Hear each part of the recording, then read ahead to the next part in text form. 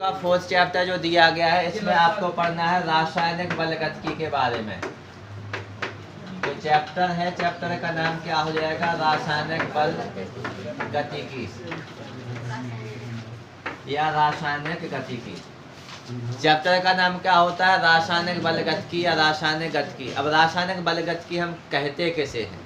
नाम से स्पष्ट रासायनिक बल गतिकी है, यानी ये शाखा किसकी होगी? भौतिक रसायन की होगी। किसकी हो जाएगी? आपकी भौतिक रसायन की। तो यहाँ पे आप डेफिनेशन लिखेंगे रासायनिक बल गतिकी में, भौतिक रसायन की वह शाखा जिसके अंतर्गत रासायनिक अभिक्रियाओं की दर। दो चीज़ों के ऊपर यहाँ पे आप फोकस करेंगे। एक तो आपका क्या हो जाएगा? जो रासायनिक अभिक्रियाएं होंगी, रासायनिक अभिक्रियाओं की दर हो जाएगी, और साथ में जो रासायनिक अभिक्रियाओं की जो क्रिया विधि होती है उसका क्या किया जाता है? अध्ययन किया जाता है।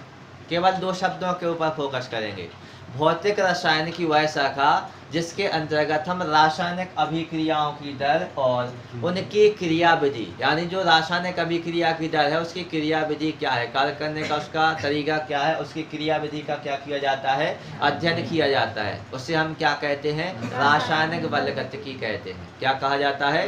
रासायनिक बलगतिकी कहा जाता है। अब यहाँ पर यदि आप देखें रासायनिक अभिक्रियाओं के बारे में हमें देखना है, तो सबसे पहले आप यहाँ पे देखेंगे जो वेग होता है, वेग यानी वेलोसिटी, वेग के आधार पर हम देखेंगे जो रासायनिक अभिक्रियाएं होती हैं वो कितने प्रकार की होती हैं, उनकी क्या डेफिनेशन होती है और उदाहरण क्या है। तो वेग के आधार पर यदि आप रासायनिक अभिक्रियाओं को देखें तो रासायनिक अभिक्रियाएं कितने प्रकार की होती हैं? 3 प्रकार की होती हैं, और इनके नाम से ही स्पष्ट हो जाती है इनकी डेफिनेशन। जैसे यदि हम पहली अभिक्रिया को देखें तो यहाँ पे आपकी हो जाएगी मंद रासायनिक अभिक्रिया। कौन सी अभिक्रिया हो जाएगी?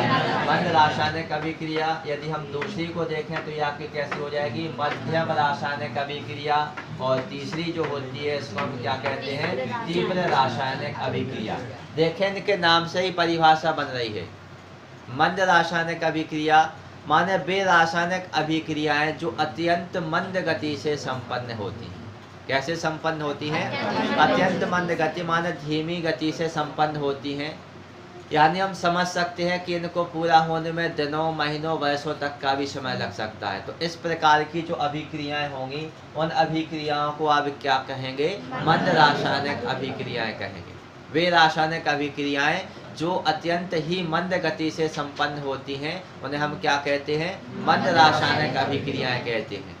ये दिनों, वर्षों या फिर महीने, वर्षों तक का इनको क्या लग जाता है? समय लग जाता है। यदि हम मंद रासायनिक अभिक्रिया के एग्जाम्पल को देखते हैं तो आपने देखा होगा जो लोहा होता है, लोहे में जंग का लगना, लोहे में जंग एक दिन में तो लग नहीं जाती। आप बाजार से आए, लोहे को रखा, पता चला सुबह जंग लग गई, ऐसा तो होता नहीं है।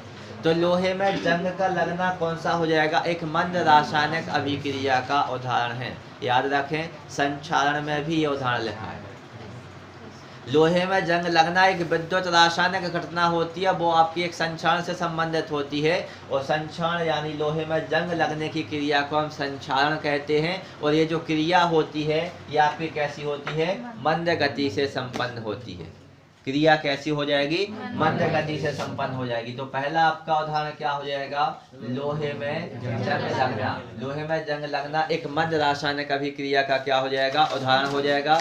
इसके बाद पर यदि आप देखें तो जो कमरा होता है, यहाँ पे हम देखेंगे कमरे के ताप पर, कमरे के ताप पर किसका निर्माण? CO2 का निर्माण, यानी नॉर्मल टेम्परेचर है। अप्रोक्स यदि आप देखें तो कमरे का टेम्परेचर 25 या 27 डिग्री सेल्सियस मान लिया जाता है। इस टेम्परेचर पर यदि आप देखें कमरे के ताप पर किसका निर्माण? CO2 का निर्माण। कैसे होगा? जो कार्बन होगा ये किसके साथ क्रिया करेगा? ऑक्सीजन के साथ क्रिया करेगा। तीर के चिन्ह के ऊपर आप क्या लिख देंगे? कमरे का ताप। और इस पर ये क्रिया करके किसका निर्माण करता है? CO2 का निर्माण करता है। लेकिन ये जो रिएक्शन होती है ये आपकी अत्यंत ही मंद गति से संपन्न होती है। इस कारण इसको हम क्या कहते हैं? मंद रासायनिक अभिक्रिया कहते हैं। ये आपके मंद रासायनिक अभिक्रिया हुई। इसके पश्चात यदि हम दूसरी अभिक्रिया देखें तो इसे हम क्या कहते हैं? मध्यम रासायनिक अभिक्रिया। देखें नाम से ही परिभाषा बन रही है। नाम ही बता रहा है कि वे रासायनिक अभिक्रियाएं जो ना तो तीव्र गति से संपन्न होती हैं और ना ही मध्यम यानी मंद गति से संपन्न होती हैं। ना तीव्र गति से और ना ही मंद गति से संपन्न होती हैं। तो इस प्रकार की जो रासायनिक अभिक्रियाएं होती हैं उन रासायनिक अभिक्रियाओं को क्या कहा जाता है? मध्यम रासायनिक अभिक्रियाएं कहा जाता है। माने जिनकी गति ना तो तेज हो और ना ही बहुत धीमी हो, इस प्रकार की जो अभिक्रियाएं होंगी वो आपकी क्या हो जाएंगी? मध्यम रासायनिक अभिक्रियाएं हो जाएंगी। कैसे? जैसे शर्करा का जल अपघटन। शर्करा का जल अपघटन, तो शर्करा का यदि आप फॉर्मूला लिखेंगे तो यहाँ पे क्या हो जाएगा? C12H22O11। जल अपघटन यानी किसके साथ क्रिया? जल के साथ क्रिया। जब भी जल अपघटन बताया जाए तो वहां पर रिएक्शन किसके साथ होती है? जल के साथ होती है। तो ये आपकी शर्करा का फॉर्मूला हो जाएगा। शर्करा का आप यहाँ पे क्या करेंगे? जल अपघटन करेंगे और जल अपघटन करने के फलस्वरूप हमें किसका निर्माण होता है? ग्लूकोज और फ्रक्टोज का निर्माण होता है, जिनके आप अणुसूत्र देखें। अणुसूत्र क्या हो जाएगा? C6H12O6 प्लस में C6H12O6। एक आपका ग्लूकोज और एक आपका फ्रक्टोज। इनके जो अणुसूत्र होते हैं, अणुसूत्र के क्या? हाँ वही बता रहे। अणुसूत्र दोनों के कैसे होते हैं? एक समान होते हैं, लेकिन इनकी संरचना जो होती है, संरचना कैसी होती है? अलग अलग। सूत्र 3 प्रकार के होते हैं। अणुसूत्र, संरचना सूत्र, मूलानुपाती सूत्र। 11th के फर्स्ट चैप्टर में है ये। तो यहाँ पर यदि आप देखेंगे तो इनमें अणुओं की संख्या समान है, यानी अणुसूत्र तो कैसे होंगे? समान होंगे, लेकिन इनकी जो संरचना होती है वो कैसी बनती है? अलग अलग बनती है। संरचना सूत्र में क्या होता है? अंतर होता है। तो ये आपके ग्लूकोज और फ्रक्टोज का जो निर्माण होता है, ये एक प्रकार की कौन सी अभिक्रिया हो जाएगी? मध्यम रासायनिक अभिक्रिया हो जाएगी। इसी के साथ यदि आप दूसरी अभिक्रिया देखें, मध्यम रासायनिक अभिक्रिया का उदाहरण, तो दूसरी रासायनिक अभिक्रिया में हो जाएगा एस्टर का जल अपघटन। किसका जल अपघटन? एस्टर।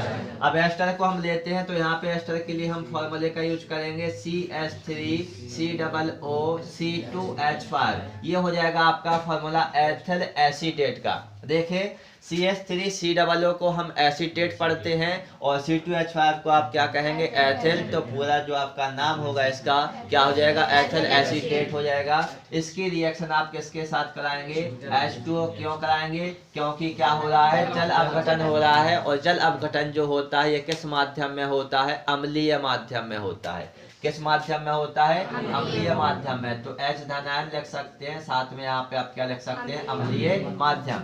तो क्रिया में बनता क्या है? देखें, H2O है। H2O को हम और सिंपल लैंग्वेज में यदि आप लिखेंगे तो HOH लिख सकते हैं। तो ये जो आपका C2H5 है ये किसके साथ क्रिया कर लेगा? OH के साथ क्रिया कर लेगा। और ये जो H बचा है ये किसके स्थान पर लग जाएगा? C2H5 के स्थान पर लग जाएगा। तो क्या बनेगा फॉर्मूला? CH3COOH प्लस में क्या हो जाएगा आपका? C2H5OH। यानी एक तो हमें एसिटिक अम्ल की प्राप्ति हुई और साथ में क्या बन गया? Ethyl alcohol. जब हम एस्टर का क्या कराते हैं? जल अपघटन अम्लीय माध्यम में कराते हैं तो हमें किसका निर्माण होता है? एसिटिक अम्ल और एथिल अल्कोहल का क्या होता है? निर्माण। ये जो एग्जाम्पल है कौन सी अभिक्रिया के हो जाएंगे? मध्यम रासायनिक अभिक्रिया। इसके पश्चात यदि आप अगली अभिक्रिया को देखते हैं तो अगले में आपको देखना है तीव्र रासायनिक अभिक्रिया। जो तीसरी रासायनिक अभिक्रिया हो जाएगी उसको हम क्या कहेंगे? तीव्र रासायनिक अभिक्रिया कहेंगे। तो सबसे पहले परिभाषा हम देखेंगे तीव्र रासायनिक अभिक्रियाओं की। देखें, नाम से स्पष्ट है, तीव्र रासायनिक अभिक्रियाएं माने वे रासायनिक अभिक्रियाएं जो अभिकारकों को मिलाने पर, अभिकारक माने जो क्रिया करते हैं उन्हें अभिकारक या क्रियाकारक कहते हैं। तो वे रासायनिक अभिक्रियाएं जो अभिकारकों को मिलाने पर अत्यंत ही तीव्र गति से संपन्न होती हैं। कैसी होती हैं? अत्यंत ही तीव्र गति से संपन्न होती हैं। इन्हें पूरा होने में 1 पिकोसेकंड से भी कम समय लगता है। 1 पिकोसेकंड कहता है कि हम 1 सेकंड के 12वें भाग को है, माने 1 सेकंड का जो 12वां भाग होता है उसे हम क्या कहते हैं? 1 पिकोसेकंड। माने 1 सेकंड को यदि हम 12 भागों में बांट दें उस समय को तो वो आपका 1 पिकोसेकंड कहलाएगा। और उससे भी कम समय में जो आपकी तीव्र रासायनिक अभिक्रियाएं होती हैं वो आपकी कैसे हो जाती हैं? कंप्लीट हो जाती हैं। एग्जाम्पल यदि आप देखेंगे तो उदाहरण के रूप में हम यहाँ पे देखेंगे प्रकाश संश्लेषण की क्रिया। जो प्रकाश संश्लेषण की क्रिया होती है ये किस गति से संपन्न होती है? तीव्र गति से संपन्न होती है। यानी प्रकाश निकलता है और पेड़ पौधे 1 पिकोसेकंड से भी कम समय में खाना बना के, खा पी के, धो के और सबिल्ला फ्री। माने कौन सी अभिक्रिया हो गई? प्रकाश संश्लेषण की। क्या होता है इसमें? इसमें कार्बन डाइऑक्साइड और जल आपस में क्या करते हैं? क्रिया करते हैं। जो क्रिया होती है ये किसकी उपस्थिति में होती है? सनलाइट यानी सूर्य के प्रकाश की उपस्थिति में होती है। और साथ में आप देखेंगे तो पेड़ पौधों में क्या पाया जाता है? क्लोरोफिल माने पर्णहरम, जिसे हम हरित लवक के नाम से भी जानते हैं। ये वर्णक पाया जाता है। इन दोनों की उपस्थिति में कार्बन डाइऑक्साइड और जल आपस में क्या करते हैं? क्रिया। और भोज्य पदार्थ का क्या कहते हैं? निर्माण। भोज्य पदार्थ यानी ग्लूकोज हो जाएगा। ग्लूकोज का यहाँ पे आप फॉर्मूला लिखेंगे C6H12O6। ये क्या बन जाएगा? ग्लूकोज बन जाएगा। इसके साथ में कौन सी गैस बनती है? ऑक्सीजन गैस बनती है सह उत्पाद के रूप में। मुख्य उत्पाद आपका क्या हो जाएगा? ग्लूकोज। और ग्लूकोज के साथ में बनती है इस कारण इसको क्या कहा जाता है? सह उत्पाद कहा जाता है। तो ऑक्सीजन गैस सह उत्पाद के रूप में बनती है। क्रिया को आप संतुलित करेंगे। यहाँ पे हाइड्रोजन के कितने दिए गए हैं? 12। तो यहाँ पे H2O के साथ कितने का मल्टीप्लाई कर देंगे? 6 का। तो कितने हो जाएंगे? 12 हो जाएंगे। अब यहाँ पे आप देखेंगे कार्बन के यहाँ पे कितने हैं? 6। तो इस कार्बन के साथ कितने का गुणा कर देंगे? 6 का। तो ऑक्सीजन के देखना 6 दूनी 12 और 6 18। तो ऑक्सीजन की भी यहाँ पे आप क्या कर देंगे? मात्रा को बढ़ा देंगे। तो यहाँ पे ऑक्सीजन के साथ आप कितने का गुणा कर देंगे? 6 का। यानी जो रिएक्शन है ये आपकी कैसी हो जाएगी? संतुलित हो जाएगी। यहाँ पे आप देखेंगे प्रकाश संश्लेषण की जो अभिक्रिया होती है ये एक प्रकार की तीव्र रासायनिक अभिक्रिया होती है, जिसे पूरा होने में 1 पिकोसेकंड से भी कम का समय लगता है। इसमें कार्बन डाइऑक्साइड जल आपस में सूर्य के प्रकाश और हरित लवक नामक वर्णक की उपस्थिति में क्रिया करते हैं और क्रिया करने के फलस्वरूप किसका निर्माण कर लेते हैं? भोज्य पदार्थ के रूप में ग्लूकोज। और साथ में कौन सी गैस बनती है? ऑक्सीजन, जिसे वातावरण में उनके द्वारा छोड़ दिया जाता है और हम श्वसन की क्रिया के दौरान उस ऑक्सीजन गैस को क्या कर लेते हैं? ग्रहण कर लेते हैं। और याद रहे ऑक्सीजन गैस बनती है और निकलती है। तो जब चीज निकलती है कोई गैस तो उसके साथ एरो यानी तीर का चिन्ह कहाँ पे लगा दिया जाता है? ऊपर की ओर लगा दिया जाता है। तो ये आपका कौन सा एग्जाम्पल हो जाएगा? तीव्र रासायनिक अभिक्रिया का उदाहरण हो जाएगा। इसके साथ आप दूसरा उदाहरण देखेंगे। ये आपकी वेग के आधार पर क्या होगा? ये रासायनिक अभिक्रिया है। अब जो आपका अगला जो टॉपिक होता है इसमें हमें किसको पढ़ना है? अभिक्रिया की दर को पढ़ना है। अगले टॉपिक में आप किसको देखेंगे? अभिक्रिया की दर। अभिक्रिया की दर को हम 3 नामों से जानते हैं। कभी कभी हमसे पूछ लिया जाता है रासायनिक अभिक्रिया की दर क्या है, और कभी कभी पूछ लिया जाता है अभिक्रिया का वेग क्या है। उसी को हम रासायनिक अभिक्रिया की दर कहते हैं, उसी को हम अभिक्रिया की दर कहते हैं और उसी को अभिक्रिया का वेग कहते हैं। तो यहाँ पे इस वाले पोर्शन में आप देखेंगे अभिक्रिया की दर की डेफिनेशन, साथ में आप देखेंगे इसकी इकाई और इसको प्रभावित करने वाले लगभग 7 कारक होते हैं। 7 कारकों को आप पढ़ेंगे डिटेल में। तो सबसे पहले यहाँ पे हम परिभाषा देखते हैं रासायनिक अभिक्रिया की दर। तो इसके लिए हमें फॉर्मूले की आवश्यकता होती है। रासायनिक अभिक्रिया की दर बराबर क्या होता है? अभिकारक या जो उत्पाद होते हैं अभिकारक या उत्पादों के सांद्रण में क्या हो जाएगा? परिवर्तन। अभिकारक या उत्पादों के सांद्रण में क्या होगा? परिवर्तन होगा। और परिवर्तन होने में इन्हें क्या लगेगा? कुछ समय लगेगा। तो यहाँ पे डेफिनेशन आपकी बनती है अभिक्रिया की दर की। परिभाषा बनेगी आपकी अभिक्रिया की दर इकाई समय अंतराल में। इकाई समय अंतराल यानी समय कितना लिया गया? 1, यानी 1 सेकंड के फॉर्म में चलेगा। अभिक्रिया की दर इकाई समय अंतराल में अभिकारकों या उत्पादों के सांद्रण में हुए परिवर्तन के बराबर होती है। जो अभिक्रिया की दर होती है ये इकाई समय अंतराल में अभिकारकों या उत्पादों के सांद्रण में हुए परिवर्तन के कैसी होती है? बराबर होती है। इसे हम क्या कहते हैं? रासायनिक अभिक्रिया की दर। और रासायनिक अभिक्रिया की यदि आप दर देखें तो इसको हम किससे प्रदर्शित करते हैं? कैपिटल R से प्रदर्शित करते हैं। रासायनिक अभिक्रिया की दर को हम किससे प्रदर्शित करते हैं? कैपिटल R से प्रदर्शित करते हैं। अब यदि आप यहाँ पर डेफिनेशन के आधार पर इसकी इकाई को देखेंगे तो जो अभिकारक या उत्पादों का जो सांद्रण होता है, अभिकारक या उत्पादों के सांद्रण को हम किस में व्यक्त करते हैं? इसको हम व्यक्त करते हैं मोल प्रति लीटर में। किसमें व्यक्त करते हैं? मोल प्रति लीटर में, चाहे वो आपका अभिकारक का सांद्रण हो या फिर किसका हो? उत्पाद का हो। अभिकारक या उत्पादों के सांद्रण को तो मोल प्रति लीटर में व्यक्त किया जाता है, और बटे में क्या दिया गया है? समय। समय यानी क्या हो जाएगा? टी समय। अब समय की इकाई को हम किस में प्रदर्शित करेंगे? सेकंड में। तो ये सेकंड भी अब कहाँ चला जाएगा? ऊपर चला जाएगा। तो कैपिटल आर बराबर क्या हो जाएगा आपका? मोल प्रति लीटर प्रति सेकंड, या कभी कभी इसी को मोल प्रति लीटर प्रति मिनट भी कहते हैं। ये क्या हो जाएगी? इकाई। परिभाषा में आपने देखा कि अभिक्रिया की जो दर होती है, इकाई समयांतराल में अभिकारकों या उत्पादों के सांद्रण में जो परिवर्तन होता है, उस परिवर्तन के कैसी होती है? बराबर होती है। और अभिक्रिया की दर को आप किससे प्रदर्शित करते हैं? कैपिटल आर से प्रदर्शित करते हैं। और अभिकारक या उत्पादों का जो सांद्रण होता है, इसकी इकाई क्या होती है? मोल प्रति लीटर, और अपॉन में समय दिया गया है, तो समय के लिए हम क्या लिख देंगे? सेकंड। सेकंड को कहाँ पे ले जाएंगे? ऊपर। तो जो हमारी रासायनिक अभिक्रिया की दर की जो यूनिट बनती है, ये क्या हो जाएगी? मोल प्रति लीटर प्रति सेकंड, या इसी को आप लिख सकते हैं मोल प्रति लीटर प्रति मिनट। ये तो हो जाती है रासायनिक अभिक्रिया की दर। इसके बाद यदि हम इसको और थोड़ा सा डिटेल में पढ़ेंगे तो रासायनिक अभिक्रिया की दर आर बराबर, पहले यदि आप देखेंगे तो जो अभिकारक होते हैं, इन अभिकारकों का जो सांद्रण होता है, अभिकारकों के सांद्रण में क्या हो जाती है? कमी हो जाती है। अभिकारकों के सांद्रण में कमी, और अपॉन में क्या हो जाएगा? आपका समय हो जाएगा।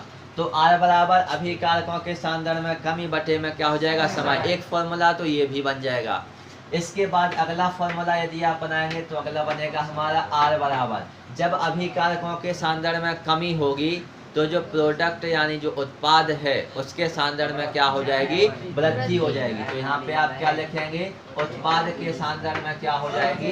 वृद्धि हो जाएगी, और अपॉन में क्या हो जाएगा? समय हो जाएगा। ये फॉर्मूले बनते हैं, लेकिन कंडीशन फिर से देखो, अभिक्रिया की जो दर होती है, अभिक्रिया की दर सदैव कैसी होती है? धनात्मक होती है, हमेशा ही कैसी होती है? धनात्मक। लेकिन आ गया, ग्राफ खींचेंगे, यहाँ पे ले लेंगे x अक्ष पर हम किसको ले लेंगे? समय को, और y अक्ष जो हमारा है, y अक्ष पर हम किसको ले लेंगे? दर। तो जब समय और दर यानी यहाँ पे सांद्रण लेना है, किसको ले लेंगे हम? सांद्रण को। तो जब समय और सांद्रण के मध्य ग्राफ खींचा जाता है तो जो अभिकारकों का जो ग्राफ होता है, ये अभिकारकों का ग्राफ है, घट गया। अभिकारकों का ग्राफ घटने के कारण अभिकारकों को हम ऋण चिन्ह से प्रदर्शित करते हैं, और ये हो जाएगा उत्पादों का ग्राफ। उत्पादों के ग्राफ में क्या हुई? वृद्धि हुई। इस कारण उत्पादों को हम किससे प्रदर्शित करते हैं? धन चिन्ह से प्रदर्शित करते हैं। लेकिन ध्यान रहे, अभिक्रिया की दर सदैव कैसी होती है? धनात्मक होती है। लेकिन वास्तविकता ये होती है कि जो अभिकारकों का जो ग्राफ होता है, ये अभिकारकों का ग्राफ घटता है। इस कारण अभिकारकों को हम ऋण चिन्ह से प्रदर्शित करते हैं, और उत्पादों के ग्राफ में क्या होती है? वृद्धि होती है। इस कारण से हम किससे प्रदर्शित करते हैं? धन चिन्ह से प्रदर्शित करते हैं। इसके पश्चात यहाँ पे आपको देखना है जो रासायनिक अभिक्रिया की दर होती है, रासायनिक अभिक्रिया की दर को प्रभावित करने वाले आप क्या देखेंगे? कारक। तो सामान्यतः रासायनिक अभिक्रिया की जो दर होती है, इसको कितने प्रकार के कारक प्रभावित करते हैं? 7 प्रकार के। कितने कारक प्रभावित करते हैं? 7 प्रकार के। सबसे पहला यदि आप यहाँ पे बिंदु देखेंगे तो पहला बिंदु आपका हो जाएगा अभिकारकों के सांद्रण पर। पहला बिंदु कौन सा हो जाएगा आपका? अभिकारक जो होंगे, इन अभिकारकों का सांद्रण कितना है। तो यहाँ पे आप लिखेंगे अभिकारकों के सांद्रण पर क्या कहता है? ये निर्भर करता है। इसके पश्चात जो आपका दूसरा बिंदु होगा, दूसरा बिंदु यहाँ पे आपका क्या हो जाएगा? ताप। ताप यानी क्या हो जाएगा? टेम्परेचर हो जाएगा।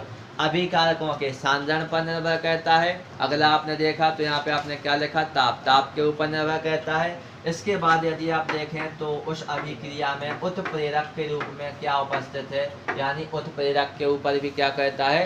निर्भर करता है। चौथा यदि हम देखें तो यहाँ पे क्या दिया गया था? अभिकारकों का सांद्रण। सांद्रण माने अभिकारकों की मात्रा कितनी है। अब हम देखेंगे चौथे कारक में अभिकारकों की प्रकृति देखेंगे। किसके ऊपर डिपेंड करता है?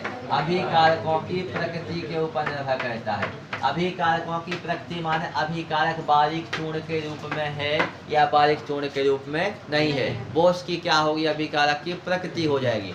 पांचवा कारक देखेंगे, पांचवें कारक में क्या हो जाएगा आपका पृष्ठीय क्षेत्रफल हो जाएगा। पांचवा कारक कौन सा हो जाएगा, पृष्ठीय क्षेत्रफल हो जाएगा। और छठवां जो कारक होता है इसको हम क्या कहते हैं, दाब कहते हैं। और लास्ट में अपना 7वें नंबर का जो कारक होगा इसको हम कहते हैं विकिरणों का प्रभाव। तो ये आपके प्रभावित करने वाले कितने कारक हो जाएंगे, 7 कारक हो जाएंगे। विकिरणों का क्या हो जाएगा, प्रभाव हो जाएगा। तो यहाँ पे आपने सामान्यतः देखा कि एक रासायनिक अभिक्रिया की जो दर होती है ये कितने कारकों पर निर्भर करती है, 7 कारकों पर निर्भर करती है। अभिकारकों के सांद्रण पर, ताप पर, उत्प्रेरक की उपस्थिति पर, अभिकारकों की प्रकृति पर, पृष्ठीय क्षेत्रफल पर, ताप पर और विकिरणों के प्रभाव पर। ये तो अभी अपन ने देखा है कि इनके ऊपर ये डिपेंडेबल है, प्रभावित ये करते हैं, लेकिन अब करते कैसे हैं ये देखना है। तो सबसे पहला जो कारक हमारा दिया गया, पहले कारक में हमें देखना है अभिकारकों का सांद्रण। देखना, हेडिंग को समझने की कोशिश करें। अभिकारक यानी जो क्रिया में भाग लेंगे उनका क्या देख रहे हैं, सांद्रण माने उनकी मात्रा कम है या ज़्यादा। नॉर्मल सी बात है, कहावत सुनी होगी, पानी में कम शक्कर डालेंगे तो कम मीठा होगा और ज़्यादा डालेंगे तो ज़्यादा मीठा होगा। वही कंडीशन यहाँ पे अप्लाई हो रही है। अभिकारकों का सांद्रण माने अभिकारकों की जब मात्रा ज़्यादा होगी तो जो अभिक्रिया की दर होगी उसमें क्या हो जाएगी, वृद्धि हो जाएगी।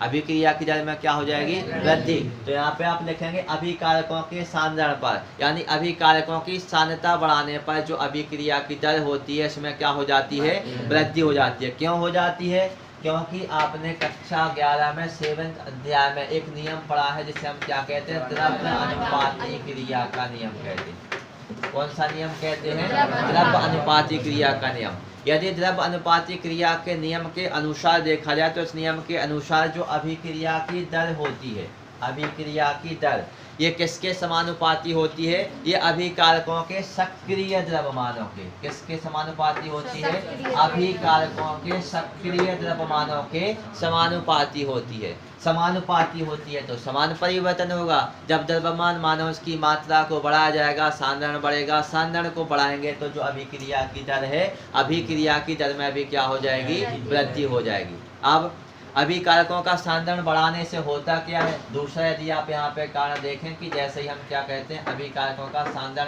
बढ़ाते हैं तो सांद्रण बढ़ाने से होता क्या है, जैसे ही आप सांद्रण बढ़ाते हैं तो जैसे ही सांद्रण को बढ़ाएंगे तो जो अणुओं की जो संख्या है, इन अणुओं की संख्या में क्या हो जाएगी, वृद्धि हो जाएगी। सांद्रता बढ़ाएंगे तो उसमें जितने अणु थे, जैसे ही हमने सांद्रता को बढ़ाया तो अणुओं की संख्या और नहीं बढ़ जाएगी, तो अणुओं की संख्या में क्या हो जाएगी, वृद्धि। अब जब अणुओं की संख्या में वृद्धि हो जाएगी तो ये जो अणु हैं ये परस्पर क्या करेंगे, टक्कर करेंगे, माने आपस में जो टकराएंगे, आपस में टकराएंगे यानी परस्पर इनके मध्य होने वाली जो टक्करों की संख्या होती है उनमें भी क्या हो जाती है, वृद्धि हो जाती है। और जब टक्करों की संख्या में वृद्धि हो जाती है तो टक्करों की संख्या में वृद्धि के फलस्वरूप ही यदि आप देखें तो जो अभिक्रिया की जो दर होती है, ये अभिक्रिया की दर भी कैसी हो जाती है, बढ़ जाती है। तो ये हो जाएगा अपना पहला कारक अभिकारकों के सांद्रण पर। इसके पश्चात यदि आप देखेंगे तो दूसरा कारक हमारा क्या दिया गया, यहाँ पर ताप दिया गया है, यानी टेम्परेचर दिया गया है। अब ताप को जब आप बढ़ाते हैं तो भी अभिक्रिया की दर में क्या हो जाती है, वृद्धि हो जाती है। अब वृद्धि होती कैसे है, जैसे ही हम क्या कहते हैं तापमान को बढ़ाते हैं तो जो अणु होते हैं अणुओं की गतिज ऊर्जा में क्या हो जाती है, वृद्धि, माने अणु तेज गति से गति करने लगते हैं। और जब अणुओं की गतिज ऊर्जा में वृद्धि होती है तो गतिज ऊर्जा में वृद्धि के कारण ही जो अभिक्रिया की दर होती है उसमें भी क्या हो जाती है, वृद्धि, माने अणु तेज गति से गति करने लगते हैं तो जो अभिक्रिया की दर है वो भी कैसी हो जाएगी, बढ़ जाएगी। एक कंडीशन यहाँ पे भी अप्लाई होती है, यदि क्या किया जाए किसी अभिक्रिया में प्रति 10 डिग्री सेल्सियस टेम्परेचर को बढ़ा दिया जाए, माने कोई हमारी रासायनिक अभिक्रिया है और वो रासायनिक अभिक्रिया आपकी 20 डिग्री सेल्सियस पर संपन्न हो रही थी। अब हमने क्या किया, टेम्परेचर 30 डिग्री सेल्सियस बढ़ा दिया, माने टोटल 30 कर दिया, तो कितना बढ़ा दिया, 10 डिग्री सेल्सियस। जब हम प्रति 10 डिग्री सेल्सियस टेम्परेचर को बढ़ाते हैं तो जो रासायनिक अभिक्रिया की दर होती है वो लगभग दुगनी या 3 गुनी हो जाती है, माने दुगनी या 3 गुनी स्पीड से वह होने लगती है। माने क्या हुआ, अभिक्रिया की दर या अभिक्रिया के वेग में वृद्धि हो गई। तो इस प्रकार आप देखेंगे कि जो टेम्परेचर होता है, जैसे ही आप टेम्परेचर को बढ़ाते हैं तो जो मॉलिक्यूल होते हैं उनकी जो गतिज ऊर्जा होती है उसमें वृद्धि हो जाती है, और गतिज ऊर्जा में जैसे ही वृद्धि होती है तो जो अभिक्रिया की दर होती है उसमें क्या हो जाती है, वृद्धि हो जाती है। क्यों?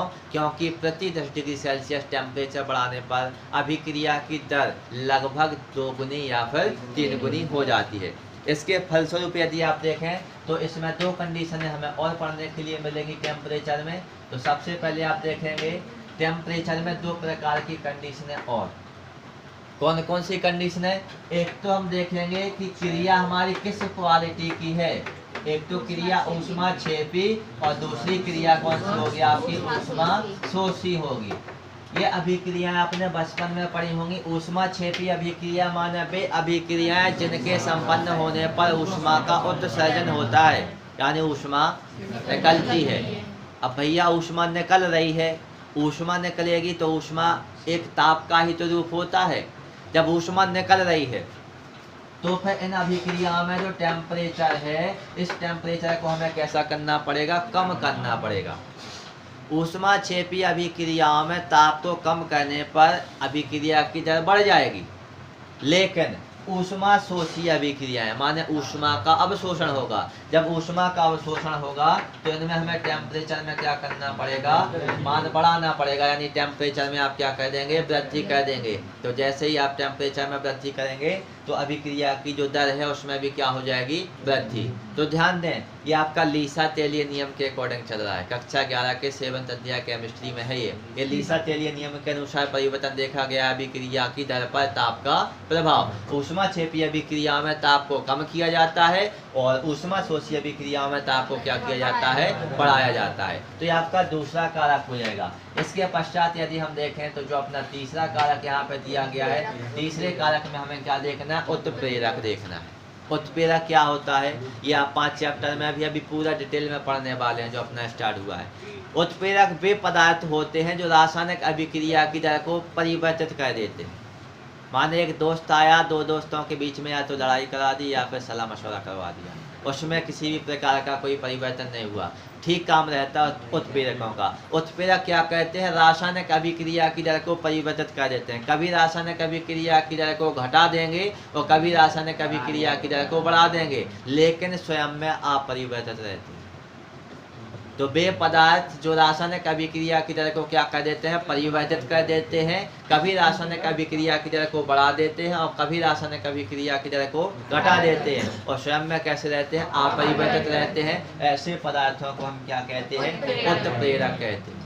अब ये कैसे घटाते हैं और कैसे बढ़ाते हैं, इसको यदि हम बेस मान के चलें तो जो अपने उत्प्रेरक होते हैं, ये उत्प्रेरक अपने कितने प्रकार के हो जाएंगे, 2 प्रकार के। सामान्यतः यहाँ पे हम उत्प्रेरकों को देख रहे हैं, उत्प्रेरक कितने प्रकार के बांट रहे हैं हम, 2 प्रकार के। एक तो जो उत्प्रेरक होंगे इन्हें हम क्या कहेंगे, धनात्मक उत्प्रेरक कहेंगे, और दूसरे जो उत्प्रेरक होते हैं इन्हें हम क्या कहते हैं, ऋणात्मक उत्प्रेरक कहते हैं। इनके तो नाम से ही स्पष्ट है। धनात्मक उत्प्रेरक माने वे उत्प्रेरक जो अभिक्रिया की दर में क्या कर देते हैं, वृद्धि। माने अच्छी बात है, अच्छी बात है, सलाह मशवरा करवा देंगे, माने 2 लोग नाराज हैं, दोनों को मिलवा दिया, ऐसा काम। तो यहाँ पे क्या हो जाएगा, धनात्मक उत्प्रेरक जो होते हैं ये अभिक्रिया की दर में क्या कर देते हैं, वृद्धि। क्यों कर देते हैं, क्यों कर देते हैं, क्यों? क्योंकि इनमें जो सक्रियण जो ऊर्जा होती है, सक्रियण ऊर्जा का मान यदि देखा जाए तो सक्रियण ऊर्जा का मान कैसा हो जाता है, घट जाता है। सक्रियण ऊर्जा का मान घटने के कारण ही ये अभिक्रिया की दर या अभिक्रिया के वेग में क्या कर देते हैं, वृद्धि कर देते हैं। अब दूसरे हैं ऋणात्मक उत्प्रेरक। ऋणात्मक उत्प्रेरक यानी वे उत्प्रेरक जो अभिक्रिया की दर को क्या कर देते हैं, घटा देते हैं, यानी कम कर देते हैं, उन्हें हम ऋणात्मक उत्प्रेरक कहते हैं। क्यों कर देते हैं कम, क्योंकि इनमें सक्रियण ऊर्जा का मान कैसा होता है, अधिक होता है। तो ये आपने देखा उत्प्रेरक कितने प्रकार के हो जाएंगे, 2। धनात्मक उत्प्रेरक अभिक्रिया की दर में वृद्धि करते हैं और ऋणात्मक उत्प्रेरक अभिक्रिया की दर को घटा देते हैं। चौथा यदि आप यहाँ पे कारक देखते हैं तो चौथे कारक में हमें यहाँ पे देखना है अभिकारकों की प्रकृति। चौथा कारक क्या हो जाएगा आपका, अभिकारकों की प्रकृति। पहले देखा था सांद्रण, अब क्या देखना है, प्रकृति। तो यहाँ पे यदि हम देखें जो क्रिया की दर होती है ये अभिकारकों की प्रकृति के ऊपर भी निर्भर करती है। कहने का मतलब ये है अभिकारक किस प्रकार से यहाँ पे उपयोग किया गया है। अभिकारक किस प्रकार से उपयोग किया गया है, तो अभिकारकों में यदि देखा जाए तो कुछ अभिकारकों में जो सक्रिय ऊर्जा, जैसे अभी अपन आगे पढ़ने वाले हैं, सक्रिय ऊर्जा किसी न्यूनतम ऊर्जा होती है जो कि देहली ऊर्जा से भी कम होती है, अभिकारकों को मुक्त करने के लिए आवश्यकता होती है, अभी अपन आगे देखने वाले हैं। तो यहाँ पे यदि हम देखेंगे अभिकारकों की प्रकृति, माने जो अभिक्रिया की जो दर होती है वो अभिकारकों की प्रकृति के ऊपर क्या कहती है, निर्भर करती है। अब किसी रासायनिक अभिक्रिया में पुराने बंध टूटते हैं और नए बंधों का क्या होता है, निर्माण होता है। अब जिस रासायनिक अभिक्रिया में जितने क्या होते हैं, जितने सरल बंध टूटेंगे उतने ही, जितने बंध कैसे होंगे, सरल होंगे, जितने बंध सरल होंगे उतने ही कम टूटेंगे और जितने बंध जटिल होंगे उतने ही अधिक टूटेंगे। तो किसी रासायनिक अभिक्रिया में बंध कितने टूट रहे हैं और उनकी कंडीशन क्या है। यदि बंध कैसे हैं, सरल, तो कैसे टूटेंगे, वो कम टूटेंगे, और यदि बंध कैसे हैं, जटिल हैं, तो वो कैसे टूटेंगे, अधिक टूटेंगे। माने अभिक्रिया की जो गति है, जब बंध कैसे होते हैं आपके, अधिक मात्रा में टूटते हैं, अधिक मात्रा में जब बंध टूटते हैं तो उनकी गति स्लो हो जाती है, और जब बंध कैसे टूटते हैं, कम मात्रा में, तो जो अभिक्रिया की जो दर होती है वो कैसे हो जाती है, बढ़ जाती है। सामान्यतः सभी में वृद्धि ही देखना है, वृद्धि होती है। अगला देखेंगे आप पृष्ठीय क्षेत्रफल पर। पृष्ठीय क्षेत्रफल माने पृष्ठ का क्षेत्रफल।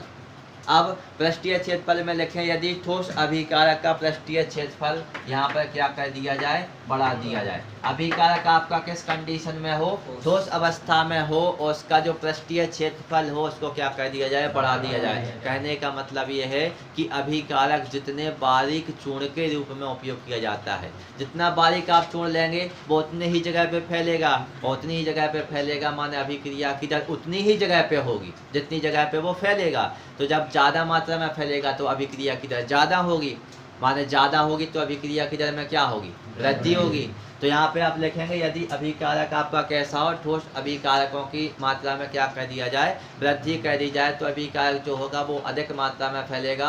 माने हम सीधा कह सकते हैं कि पृष्ठीय क्षेत्रफल के मान में वृद्धि होने से अभिक्रिया की दर में भी क्या हो जाती है, वृद्धि हो जाती है। अगला कारण यहाँ पे बताया गया है दाब। दाब में कैसा परिवर्तन होता है, तो दाब में यदि आप चेंजिंग को यहाँ पे देखते हैं, यदि कोई अभिक्रिया हमारी किस कंडीशन में हो रही हो, गैसीय अवस्था में संपन्न हो रही हो, किस अवस्था में संपन्न हो रही हो, गैसीय अवस्था में। यदि कोई रासायनिक अभिक्रिया गैसीय अवस्था में संपन्न हो रही हो, तो जब हम दाब को क्या कहते हैं, बढ़ाते हैं, दाब में क्या कहते हैं, वृद्धि, तो अभिक्रिया की दर में भी क्या हो जाती है, वृद्धि हो जाती है। अभिक्रिया की दर में भी क्या हो जाएगी, वृद्धि हो जाएगी। क्यों हो जाएगी, क्योंकि जब आप दाब को बढ़ाएंगे तो जो अणु होंगे वो पास पास आ जाएंगे, और जब अणु पास पास आ जाएंगे तो उनमें क्या होगी, टक्करें होंगी, और टक्करें होंगी तो गतिज ऊर्जा में वृद्धि, और गतिज ऊर्जा में होगी वृद्धि, तो अभिक्रिया की दर में भी हो जाएगी वृद्धि।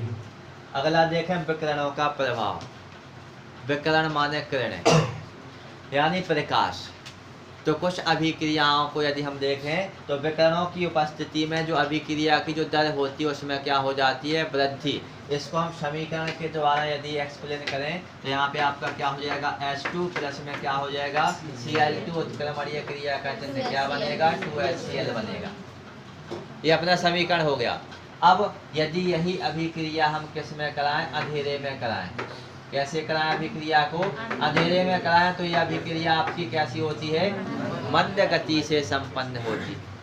यदि यही अभिक्रिया अंधेरे में कराई जाती है तो यह अभिक्रिया आपकी कैसी होती है, मंद गति से संपन्न होती है। और यदि इसी अभिक्रिया को किसकी उपस्थिति में कराया जाए, प्रकाश की उपस्थिति में कराया जाए, तो यही अभिक्रिया फिर तीव्र गति से होने लगती है। प्रकाश माने विकिरण, तो विकिरणों का प्रभाव हुआ, विकिरणों ने क्रिया के ऊपर प्रभाव डाला, माने अभिक्रिया की दर में क्या हो गई, वृद्धि हो गई। तो ये आपका टॉपिक हो जाएगा अभिक्रिया की दर वाला। हाँ, इसके पश्चात आपको यहाँ पे अगले टॉपिक में देखना है वेग स्थिरांक के बारे में। यहाँ पे हम पढ़ेंगे वेग स्थिरांक क्या है। वेग स्थिरांक को यदि आप देखें तो इसी को हम दूसरे नाम से जानते हैं, दर स्थिरांक भी इसी को हम कहते हैं और वेग स्थिरांक भी इसी को कहते हैं। तो दो में से कोई भी नाम से आपसे पूछा जा सकता है। जैसे अभी हमने पिछले में ही आपको बताया अभिक्रिया की दर या अभिक्रिया का वेग, तो वही तो लग गया दर या वेग। तो यहाँ पे कंडीशन बन गई, दो नाम उसके बन गए, वेग स्थिरांक या उसी को हम क्या कह सकते हैं, दर स्थिरांक कह सकते हैं। इसकी डेफिनेशन चूंकि होती नहीं है, हमें बनानी पड़ती है, इस कारण यहाँ पे थोड़ा सा हम एक सामान्य समीकरण यूज करेंगे। सामान्य समीकरण जब हम लिखते हैं तो a plus B equal to क्या लिख लिया जाता है, c प्लस डी लिख दिया जाता है। जहाँ पर आप देखेंगे a प्लस बी अभिकारक होंगे और c और d जो है ये आपके क्या हो जाएंगे, उत्पाद हो जाएंगे। या हम सीधा यहाँ पे c और d नहीं लिखेंगे तो क्या लिख सकते हैं, उत्पाद लिख सकते हैं। अब यदि यहाँ पर देखें तो इसके लिए हम क्या लगाएंगे, दर समीकरण लगा देंगे। इस सामान्य समीकरण के ऊपर क्या लगा देंगे, दर समीकरण। दर समीकरण माने यहाँ पर दर को हम किससे प्रदर्शित करते हैं, आर से। आर बराबर क्या हो जाएगा, के सक्रिय द्रव्यमानों के गुणनफल के बराबर होता है दर समीकरण। इनको जब हम बड़े वाले कोष्टक में लिख देंगे तो फिर इनको हम क्या पढ़ते हैं, सक्रिय द्रव्यमान। क्या पढ़ेंगे, सक्रिय द्रव्यमान। तो आर बराबर अभिकारकों के सक्रिय द्रव्यमान हो जाएंगे। ये आर बराबर क्या हो जाएगा, के, और यहाँ पे हो जाएगा ए का सक्रिय द्रव्यमान और ये बी के सक्रिय द्रव्यमान का गुणनफल। अब यहाँ पे हमें मान रखना है दोनों के। जब हम क्या करेंगे, यहाँ पर ए का मान कितना लेंगे, 1 लेंगे, और जो अपना बी दिया गया है बी का मान भी कितना लेंगे, 1। जब आप ए का मान 1 लेंगे और बी का मान 1 लेंगे, दोनों के यहाँ पे आप मान इसमें पुट कर देंगे तो आर बराबर हमें क्या प्राप्त हो जाएगा, के प्राप्त हो जाएगा। 1 का दोनों के साथ गुणा होगा तो हमें केवल के प्राप्त हो जाएगा, यानी आर बराबर क्या प्राप्त हो गया, के। अब हम इस फॉर्मूले की सहायता से ही बनाएंगे दर स्थिरांक यानी वेग स्थिरांक की परिभाषा। तो यहाँ पे आपकी परिभाषा बनती है, किसी अभिक्रिया में दिए गए ताप पर, माने कोई रासायनिक अभिक्रिया आप देख रहे हैं उसमें टेम्परेचर दिया गया है। किसी रासायनिक अभिक्रिया में दिए गए ताप पर अभिक्रिया की जो दर होती है, माने आर, अभिक्रिया की जो दर होती है ये दर स्थिरांक के कैसी होती है, बराबर होती है। कब, जबकि जो अभिकारक हैं अभिकारकों की सांद्रता कैसी हो, इकाई हो, ये कंडीशन रहेगी। अभिक्रिया की दर दिए गए ताप पर अभिक्रिया की जो दर होती है वो दर स्थिरांक यानी के कैसी होती है, बराबर होती है। जबकि अभिकारकों की सांद्रता, और भी अभिकारक थे, अभिकारकों की सांद्रता कितनी हो, इकाई हो, माने 1 हो। इकाई को ही एकांक कहते हैं तो उसको हम सीधा कहेंगे इकाई हो या 1 हो। तो यहाँ पे क्या हो जाएगा, आपका दर बराबर क्या हो जाएगा, अभिक्रिया की दर बराबर दर स्थिरांक यानी आर बराबर क्या हो जाएगा, के। अब इसको हम देखते हैं, दर स्थिरांक की आपने यहाँ पे डेफिनेशन देखी। दर स्थिरांक की हम तुलना करेंगे यहाँ पर अभिक्रिया की दर के साथ। तो अभिक्रिया की दर को तो हम आर से शो कर रहे थे और दर स्थिरांक को हम किससे शो कर रहे थे, के से। तो दोनों के बारे में थोड़ा सा यहाँ पे आप देखेंगे। अभिक्रिया की दर हम पढ़ चुके हैं। अभिक्रिया की दर में आपने लिखा था इकाई समय अंतराल में अभिकारकों या उत्पादों के सांद्रण में हुए परिवर्तन के बराबर होती है। यानी जो अभिक्रिया की दर होती है वो इकाई समय अंतराल में अभिकारकों या उत्पादों के सांद्रण में हुए परिवर्तन के कैसी होती है, बराबर। ये तो हमने डेफिनेशन अभी देखी है यहाँ पर अभिक्रिया की दर में यानी आर में। और यहाँ पे आप देखेंगे जो आपका के दिया गया है, के का यदि आप देखेंगे तो यहाँ पे क्या हो जाएगा, जो दर स्थिरांक होता है, के को हम क्या कहते हैं, दर स्थिरांक। दर स्थिरांक के ये किसके बराबर होता है, अभिक्रिया की दर आर के बराबर होता है। किसके बराबर होता है, अभिक्रिया की दर आर के बराबर। इसकी डेफिनेशन आपको लिखनी पड़ेगी।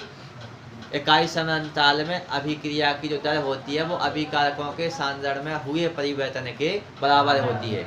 और जो दर स्थिरांक यानी जो के है, इसमें आप लिखेंगे कि जो अभिक्रिया की जो दर होती है ये दर स्थिरांक के कैसी होती है, बराबर। अभिक्रिया की दर को आप किससे प्रदर्शित करते हैं, आर से, और दर स्थिरांक को किससे प्रदर्शित करते हैं, के से प्रदर्शित करते हैं। ये तो हो जाएंगे इनके संकेत। अब अभिक्रिया की दर की क्या देखेंगे आप यहाँ पर यूनिट, तो यहाँ पे यूनिट क्या होती है, मोल प्रति लीटर प्रति क्या हो जाएगा, सेकंड हो जाएगा। हिलाओ मत उसे।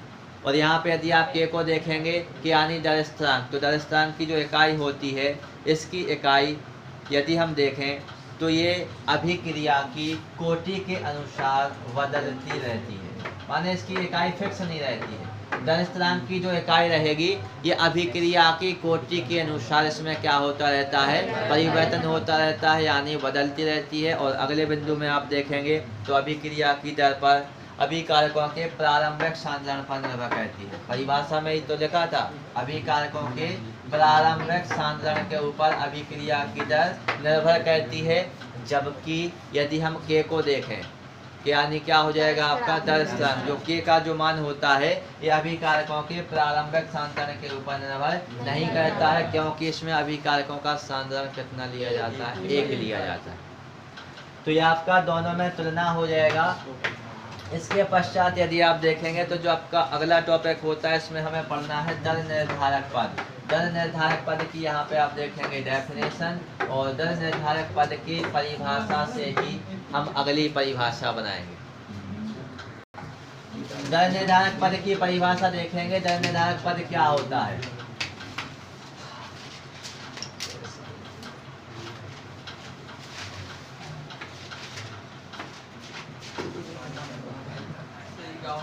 यदि हम दर निर्धारक पद को देखते हैं तो यदि कोई रासायनिक अभिक्रिया एक से अनेक पदों में संपन्न होती है, माने कोई रासायनिक समीकरण है वो एक बार में पूरा एक समीकरण में एक बार में कंप्लीट नहीं होगा, वो एक से अनेक पदों में संपन्न होगा। ये भी आपने कक्षा 11 में एक नियम पढ़ा होगा, हेस का नियम, उसमें ये बताया जाता है।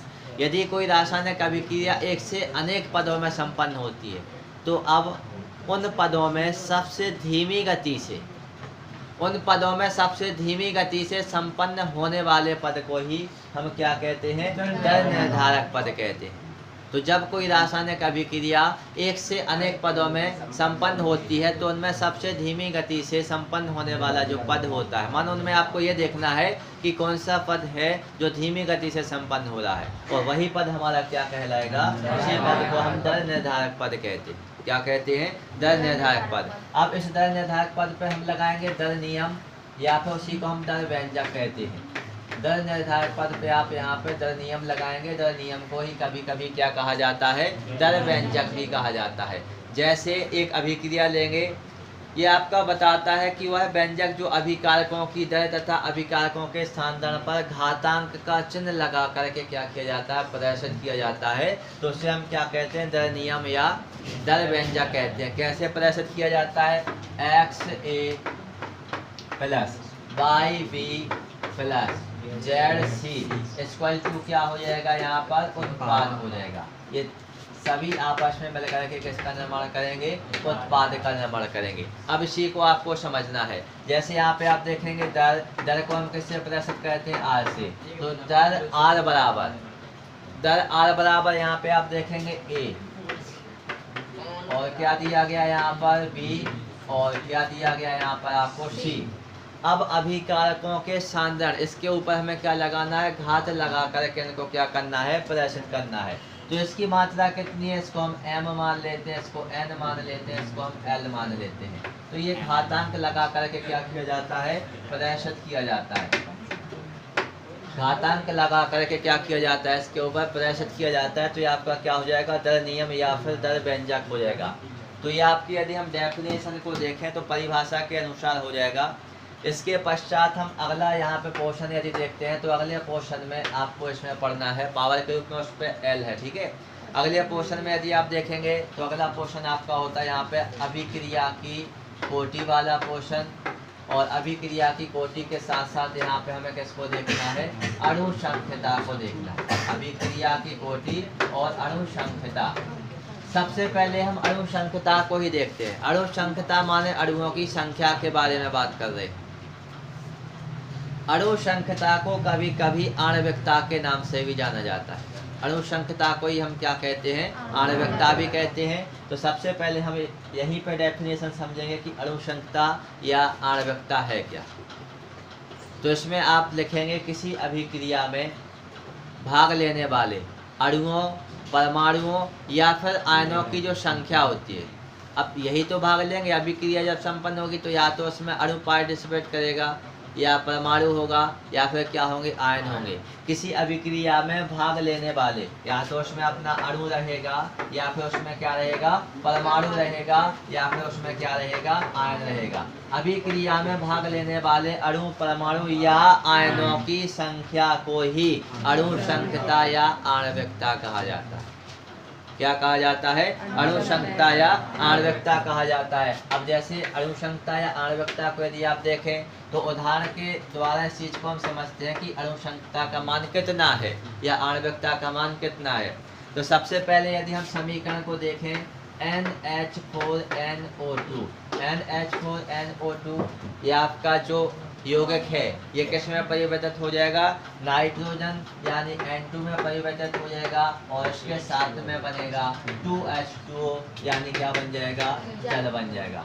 अब यहाँ पे आप देखेंगे भाग लेने वाले अणुओं, परमाणुओं या आयनों की संख्या माने अभिकारकों के ऊपर फोकस करना है। कितने अणु हैं, एक ही तो है, गुणा तो कहीं है नहीं, पूरा एक ही फॉर्मूला लिखा है। तो ये अभिक्रिया कैसी हो जाएगी, एक आणविक अभिक्रिया हो जाएगी।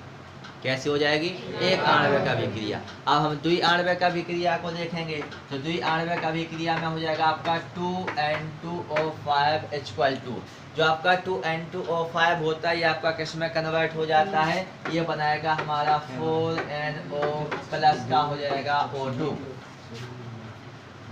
तो यहाँ पे आप देखेंगे कितने अणु भाग ले रहे हैं, दो अणु भाग किसके ले रहे हैं, N2O5 के भाग ले रहे हैं। इस कारण इसको हम क्या कहेंगे, द्वि आणविक अभिक्रिया। ध्यान देना, अणु संख्या पढ़ रहे हैं अभी, कितना मान हो जाएगा, द्वि आणविक हो जाएगा। इसके बाद अगला यदि हम समीकरण देखते हैं तो 2NO+ में क्या हो जाएगा, O2 = जब ये दोनों आपस में मिलते हैं तो मिलकर के किसका निर्माण करते हैं, 2NO2 का निर्माण करते हैं। कितने अणु हो जाएंगे, 2 और 1 3। तो यह अभिक्रिया कैसे होगी, आपकी त्रि आणविक होगी, माने इसमें अणुओं की संख्या कितनी हो जाएगी, 3। तो ये आपकी त्रि आणविक क्रिया हो गई। अब अणु संख्या से संबंधित कुछ बिंदु देखेंगे, महत्वपूर्ण बिंदु जो अभी आपको तुलना करने में काम आएंगे अभिक्रिया की कोटि। ये इसका तो अणुओं के ऊपर डिपेंड होता है, कितने अणु उसमें भाग ले रहे हैं, वो अभी अपन इसी में समझ रहे हैं, 3 तक ही जाएगा। इसमें यदि हम देखेंगे तो सबसे पहला जो बिंदु बनता है, सबसे पहले इनके द्वारा बताया गया कि जो अभिक्रिया यानी जो अणु संख्या है, अणु संख्या को यदि हम देखें तो ये सदैव यानी हमेशा कैसी होती है, पूर्णांक में होती है। कैसी होती है, यह हमेशा पूर्णांक में होती है, माने भिन्नात्मक या शून्य नहीं होती है। अभिक्रिया की दर सदैव कैसी होती है, पूर्णांक में। इसके पश्चात यदि हम इसके बारे में और देखें तो अणु संख्या एक प्रकार का कैसा पद होता है, यह एक प्रकार का सैद्धांतिक पद होता है। कैसा पद होता है, सैद्धांतिक पद, माने प्रायोगिक नहीं है, सैद्धांतिक है, सिद्धांत के रूप में काम करेगी। तो अणु संख्या जो होती है ये एक ऐसा पद होता है, सैद्धांतिक पद होता है। कहने का मतलब होता है अभिक्रिया की आणविकता की सहायता से इसकी क्रिया विधि के बारे में कोई भी जानकारी प्राप्त नहीं की जा सकती है। क्यों नहीं की जा सकती, क्योंकि प्रैक्टिकली नहीं है। यदि प्रैक्टिकली होती तो उसकी क्रिया विधि के बारे में जानकारी प्राप्त कर सकते थे, जबकि यह कैसी होती है, यह केवल एक प्रकार का सैद्धांतिक पद है। अब आपने पूछा कि अभिक्रिया जो अणु संख्या होता है इसका मान कितना होता है, तो ये अणु संख्या का मान सामान्यतः 3 तक होता है। इसका मान यदि आप देखें तो 3 से अधिक नहीं होता है, 3 से अधिक नहीं होता है। अब क्यों नहीं होता है, ये कंडीशन हमारी यहाँ पे होती है कि 3 से अधिक क्यों नहीं होता है। तो इसलिए नहीं होता है कि एक ही समय में 4 या 4 से अधिक अणुओं का आपस में टक्कर होना या आपस में उनका एक दूसरे से टकराना संभव नहीं है। 2 टकरा सकते हैं, 3 टकरा सकते हैं, लेकिन 4 से अधिक अणुओं का एक साथ टक्कर होना संभव नहीं है। इस कारण अणु संख्या का जो मान होता है ये कितना होता है, 3 तक होता है। इसके बाद यदि हम और देखें तो अणु संख्या अभिक्रिया के किसी विशेष पद से संबंधित होती है। किससे संबंधित होती है, किसी विशेष पद से संबंधित होती है, माने संपूर्ण अभिक्रिया से इसका लेना देना नहीं है। देख ही तो रहे थे अभी उदाहरण में, अभिकारकों के आगे कितने अणु भाग ले रहे हैं वही तो देख रहे थे। पूरी अभिक्रिया में तो नहीं गए हम कि अभिक्रिया में क्या हो रहा है। तो जो अनुशंकता होती है ये अभिक्रिया के किसी विशेष पद से संबंधित होती है। अब किसी विशेष पद से संबंधित होने के कारण ही यहाँ पे एक बिंदु बनता है कि इससे अभिक्रिया की जो क्रिया विधि होती है, इसकी क्रिया विधि के बारे में किसी भी प्रकार की हमें कोई भी जानकारी प्राप्त नहीं होती है। जानकारी प्राप्त इसलिए नहीं होती है क्योंकि ये केवल किसी एक विशेष पद से ही संबंधित होती है। यदि ये संपूर्ण अभिक्रिया से संबंधित होती तो फिर हमें उससे संबंधित क्रिया विधि के बारे में जानकारी प्राप्त हो जाती। ये हो जाएगा आपका अनुशंकता, जिसे हम क्या कहते हैं, आणविकता कहते हैं। अब अगला जो इसी में आपका जो पोर्शन दिया गया है, इसमें हमें किसके बारे में पढ़ना है, अभिक्रिया की कोटि के बारे में पढ़ना है। अभिक्रिया की क्या हो जाएगी, कोटि। सबसे पहले हम डेफिनेशन देखेंगे अभिक्रिया की कोटि होती क्या है, फिर देखेंगे अभिक्रिया की कोटि के उदाहरण। तो सबसे पहले हम यहाँ पे डेफिनेशन देखते हैं अभिक्रिया की कोटि। वो था अनुशंकता या आणविकता। अब यहाँ पे क्या शब्द आ गया, अभिक्रिया की कोटि। अभिक्रिया की कोटि क्या कहती है, किसी अभिक्रिया के दर नियम पर, अभी पढ़ चुके अपन, किसी अभिक्रिया के कौन से नियम पर, दर नियम पर, या फिर उसी को हम क्या कहते हैं, दर व्यंजक भी कहते हैं। क्या कहते हैं, दर व्यंजक। तो अभी किसी अभिक्रिया के दर नियम समीकरण में जो अभिकारक होते हैं, क्या होते हैं, अभिकारक। इन अभिकारकों के ऊपर ही यदि देखा जाए तो अभिकारकों की सान्यता के ऊपर, अभिकारकों की जो सान्यता होती है उस सान्यता को किसके रूप में प्रदर्शित किया जाता है, सान्यता को प्रदर्शित किया जाता है अभिकारकों की सान्यता के ऊपर लगाई जाने वाली घातें। अभिकारकों की सान्यता को व्यक्त करने के लिए अभिकारकों के ऊपर क्या की जाती हैं, घातों को क्या किया जाता है, लगा दिया जाता है। और यदि इन्हीं घातों के हम योग को देखें तो इन्हीं घातों के योग को हम उस अभिक्रिया की क्या कहते हैं, कोटि कहते हैं। माने किसी रासायनिक अभिक्रिया में दर नियम लगाएंगे या दर व्यंजक लगाएंगे, उसमें जो अभिकारक होंगे, अभिकारकों की सान्यता को व्यक्त करने के लिए उन अभिकारकों के ऊपर जितनी घातें लगाई जाती हैं उन घातों का जो टोटल योग होता है, उन घातों के योग को ही आप क्या कहते हैं, अभिक्रिया की कोटि कहते हैं। अब हम एक सामान्य समीकरण लिखेंगे। अभी आपने सामान्य समीकरण लिखा था एक्स ए प्लस में क्या हो जाएगा, वाई बी प्लस में क्या हो जाएगा, जेड सी इक्वल टू क्या हो रहा था, बना उत्पाद। हमें मतलब किससे है, केवल अभिकारकों से है। अभिकारकों के ऊपर लगाई जाने वाली घातों का जो योग होता है वही किसको प्रदर्शित करता है, अभिक्रिया की कोटि को प्रदर्शित करता है। तो यहाँ पे आप लिखेंगे दर आर बराबर क्या हो जाएगा, के। यहाँ पे आप देखेंगे क्या दिया गया, ए, साथ में क्या दिया गया, बी, और साथ में क्या दिया गया, सी। इनके ऊपर हमें क्या देखना है, घातों का योग देखना है। तो घातों को चाहे आप एम एल एन मान लें, चाहे यहाँ पर पी क्यू आर मान लें, इन्हीं का हमें क्या बताना है, आगे योग बताना है। योग बताएंगे तो एन बराबर अभिक्रिया की कोटि, संख्या बता रहे हैं यानी एन आ जाएगा, इनका क्या बताना है, योग। तो यहाँ पे हो जाएगा पी क्यू प्लस क्या हो जाएगा आर। ये सभी इनका जो योग होगा घातों का, यही योग क्या करेगा, उस अभिक्रिया की कोटि को प्रदर्शित करने का कार्य करेगा। ये तो हो गई अभिक्रिया की कोटि की डेफिनेशन। अब इसके बारे में यदि हम देखें तो अभिक्रिया की जो कोटि होती है, हो सकता है अभिक्रिया की कोटि का मान पूर्णांक में दिया हो सकता है अभिक्रिया की कोटि हमें कैसी दी गई हो, शून्य दी गई हो, और हो सकता है अभिक्रिया की कोटि हमारी भिन्नात्मक भी हो। जबकि अनुशंकता कैसी होती है, हमेशा ही पूर्णांक में होती है। लेकिन जो अभिक्रिया की कोटि है ये पूर्णांक भी हो सकती है, शून्य भी हो सकती है और भिन्नात्मक भी हो सकती है। इनमें से इनका कोई भी रूप हो सकता है। इसके साथ साथ यदि आप देखें तो जो अभिक्रिया की कोटि होती है यह एक प्रकार से कैसी होती है, प्रायोगिक पद के रूप में होती है। कैसी होती है, प्रायोगिक पद के रूप में होती है। प्रायोगिक पद का मतलब ये होता है कि अभिक्रिया को आप देख करके उसकी क्रिया विधि के बारे में आप जानकारी दे सकते हैं और ये आपकी संपूर्ण अभिक्रिया से संबंधित होती है। अभिक्रिया की जो कोटि होती है यह पूर्णांक, शून्य, भिन्नात्मक कुछ भी हो सकती है। यह एक प्रायोगिक पद है। प्रायोगिक पद होने के कारण ये संपूर्ण अभिक्रिया से संबंधित होता है और जब संपूर्ण अभिक्रिया से संबंधित होगा तो इसके आधार पर जो अभिक्रिया होगी उसकी क्रिया विधि के बारे में आप जानकारी को प्राप्त कर सकते हैं। तो ये हो जाएगी इसके बारे में जानकारी। और साथ में जो अभिक्रिया होती है, अभिक्रिया की जो कोटि होती है ये संपूर्ण अभिक्रिया से संबंधित होती है। ये विशेषताएँ हो जाएंगी।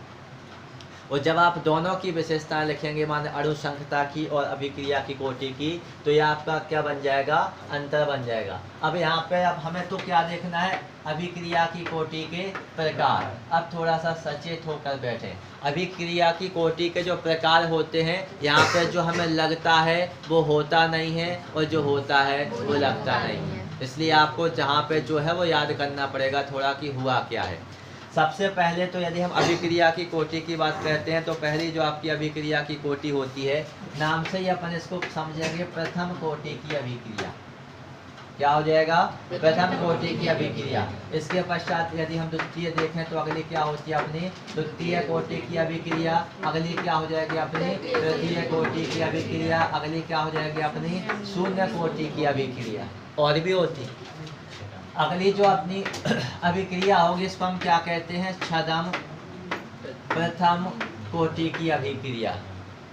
कौन सी हो जाएगी, छदम प्रथम कोटि की अभिक्रिया हो जाएगी। इसके बाद आपको सबसे लास्ट में एक और लिखाया गया था, जिसे हम क्या कह रहे थे, प्रभाज कोटि की अभिक्रिया कर रहे थे। माने टोटल अभिक्रिया की कोटि के यहाँ पे आप कितने प्रकार पढ़ेंगे, 6 प्रकार पढ़ेंगे। पहला जो प्रकार है इसको हम क्या कह रहे हैं, प्रथम कोटि की अभिक्रिया, फिर द्वितीय कोटि की अभिक्रिया, फिर तृतीय कोटि की अभिक्रिया, फिर शून्य कोटि की अभिक्रिया, और पांचवा हो जाएगा छदम प्रथम कोटि की अभिक्रिया। छदम यानी होता है आभास, इस कारण इसको आभासी प्रथम कोटि की अभिक्रिया भी कहते हैं। और लास्ट में आप पढ़ेंगे किसको, प्रभाज कोटि की अभिक्रिया को।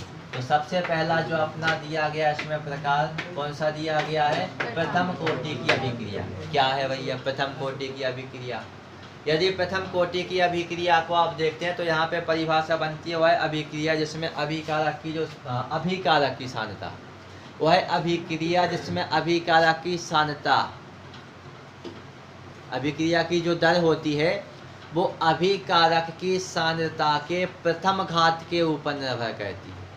अभिक्रिया की दर यानी आर, ये किसके ऊपर डिपेंड करती है, अभिकारक अपन मान लेते हैं ए को, ये प्रथम घात लगा देंगे। यहाँ पे हम लिख सकते हैं ए इक्वल टू क्या हो जाएगा, उत्पाद हो जाएगा। माने वे अभिक्रिया जिसमें अभिक्रिया की दर अभिकारकों के सांद्रण के प्रथम घात के ऊपर निर्भर करती है, उन्हें हम क्या कहते हैं, प्रथम कोटि की अभिक्रिया। और वे अभिक्रियाएं जो अभिक्रिया की जिसमें जो दर होती है वो अभिकारकों के सांद्रण के द्वितीय घात के ऊपर निर्भर करती है, उसे द्वितीय कोटि की अभिक्रिया कहते हैं। यदि तृतीय के ऊपर निर्भर करती है तो उसे तृतीय कोटि की अभिक्रिया कहते हैं। और यदि किसी कोटि के ऊपर डिपेंड नहीं होती है तो उसे हम क्या कहते हैं, शून्य कोटि की अभिक्रिया कहते हैं। तो ये आपकी प्रथम कोटि की अभिक्रिया की यहाँ पे हमने डेफिनेशन देखी। तो यहाँ पे आप परिभाषा इसमें लिखेंगे, वह अभिक्रिया जिसकी दर अभिकारक की सांद्रण के प्रथम घात के समानुपाती होता है, या फिर प्रथम घात के ऊपर क्या कहता है, निर्भर करता है, उसे हम क्या कहते हैं, प्रथम कोटि की अभिक्रिया कहते हैं। जैसे एग्जाम्पल देखो प्रथम कोटि की अभिक्रिया का, प्रथम कोटि की जो आपकी अभिक्रिया होती है इसका यदि आप उदाहरण देखेंगे, देखना 2N2O5 तीर का चिन्ह, यहाँ पे आपका क्या हो जाएगा 4NO प्लस में क्या हो जाएगा O2 हो जाएगा। यही होगा, नहीं होगा, क्यों नहीं होगा, क्योंकि यहाँ पर आपका 4NO2 का यहाँ पे क्या होता है, निर्माण होता है। कहीं पे भी यदि आपने फॉर्मूला गलत लिखा तो समीकरण कभी भी संतुलित नहीं होगा, बुढ़ापा आ जाएगा, अपने भी बच्चे आ जाएंगे, वो भी नहीं कर पाएंगे। फॉर्मूला सही लिखा होना चाहिए। तो ये आपको देखो लग रहा है कि आगे कितने का गुणा है, 2 का, तो द्वि आणविक है, अभिक्रिया की कोटि 2 नहीं है। द्वि आणविक तो इसे हम कह सकते हैं क्योंकि N2O5 के अणु कितने हैं, 2 हैं, लेकिन हकीकत कुछ और है। इस पर यदि हम नियम लगाएंगे तो यहाँ पे आपका हो जाएगा दर बराबर के, कोष्टक में लिख देंगे आप N2O5 की पावर कितना हो जाएगा, 1 हो जाएगा। माने जो अभिक्रिया है ये आपकी प्रथम कोटि की अभिक्रिया हो जाएगी। N बराबर कितना निकल आएगा अपना 1, माने अभिक्रिया की कोटि 1 हो गई, प्रथम कोटि की अभिक्रिया। बस 2 के ऊपर फोकस नहीं करना। ये एक समीकरण ऐसा होता है कि अपन को लगता है कंफ्यूज करता है, द्विआण्विक अभिक्रिया जैसा है, द्विआण्विक का तो है ही, लेकिन अभिक्रिया की कोटि इसमें कितनी होती है, 1 होती है। इसके बाद यदि हम देखें तो इसी में यदि आप दूसरा एग्जाम्पल देखते हैं तो दूसरे एग्जाम्पल के रूप में यदि हम देखें तो H2O2, H2O2 किसका फॉर्मूला हो जाएगा, हाइड्रोजन पेरोक्साइड का हो जाएगा, और यहाँ पर जल बनेगा और आधा अणु आपका ऑक्सीजन का होगा। तो यहाँ पे आप देखेंगे एक ही दिया गया है, तो यहाँ पे आप लिखेंगे दर बराबर के, दर बराबर क्या हो जाएगा के, और ये क्या दिया गया है आपका यहाँ पर H2O2 की पावर कितना लगा देंगे 1, माने अभिक्रिया की कोटि का मान कितना हो गया 1 हो गया। ये हो गई आपकी प्रथम कोटि की अभिक्रिया। इसके पश्चात यदि आप देखेंगे तो अगली अभिक्रिया में हमें देखना है कौन सी अभिक्रिया, द्वितीय कोटि की अभिक्रिया। परिभाषा आपकी नाम से ही स्पष्ट है। द्वितीय कोटि की अभिक्रिया यानी वह अभिक्रिया जिसका वेग या दर अभिकारकों के सांद्रण के द्वितीय घात पर निर्भर करता है। किस पर निर्भर करता है, द्वितीय घात पर निर्भर करता है। उसको आप क्या कहते हैं, द्वितीय कोटि की अभिक्रिया कहते हैं। अब इसका आप देखेंगे एग्जाम्पल यदि आप देखेंगे तो यहाँ पे हम लिखेंगे, पहले तो आप लिखेंगे 2A = क्या हो जाएगा, उत्पाद हो जाएगा। तो यहाँ पर दर बराबर क्या हो जाएगा के, कोष्टक में A की पावर कितना हो जाएगा आपका 2 हो जाएगा, यानी दर N बराबर यहाँ पे अभिक्रिया की कोटि का मान कितना हो जाएगा 2। ये तो हो जाता है अपना एक सामान्य समीकरण जो परिभाषा को बताता है। इसके पश्चात यदि हम देखेंगे तो अगला समीकरण आपका होगा, अगले में हम लिखेंगे H2 प्लस क्या हो जाएगा I2 = क्या बनेगा 2HI। यहाँ पे आप लिखेंगे दर बराबर क्या हो जाएगा के, कोष्टक में आ जाएगा H2 की पावर 1, और ये आपका प्लस में क्या हो जाएगा I2 की पावर कितना हो जाएगा 1 हो जाएगा। और दोनों को जब आप यहाँ पे जोड़ेंगे, ध्यान दें यहाँ पर गुणा का चिन्ह आएगा, गुणा में ये जो घातें होंगी आपस में कैसे हो जाएंगी, जुड़ जाएंगी। ये क्रॉस का हो जाएगा यहाँ पर, दर बराबर क्या हो जाएगा के, और यहाँ पे आपका सीधा आप मान देखेंगे तो ऊपर 2 लिख देंगे आप, तो n का मान कितना हो जाएगा 2 हो जाएगा। माने अभिक्रिया की कोटि कितनी हो गई, ये 2 हो गई। ऐसे ही यदि आप देखेंगे अगली अभिक्रिया की कोटि जिसे हम क्या कहते हैं, तृतीय कोटि की अभिक्रिया। भैया एक उदाहरण और देख लो।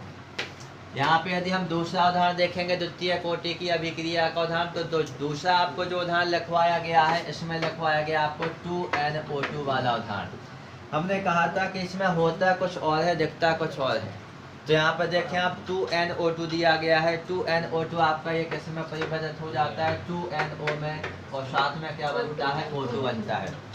तो इस पर जब आप नियम लगाएंगे तो दर बराबर क्या हो जाएगा के, कोष्टक में आप लिखेंगे बड़े वाले में NO2, और ये आपका जो है तो द्विआण्विक, लेकिन अभिक्रिया की कोटि का मान भी कितना है इसमें 2 है। अभिक्रिया की कोटि का मान कितना हो जाएगा 2 हो जाएगा। इसमें आपको यह ध्यान रखना पड़ता है कि कौन सा उदाहरण किसका है, तो इसका मान आपका कितना हो जाएगा 2 हो जाएगा।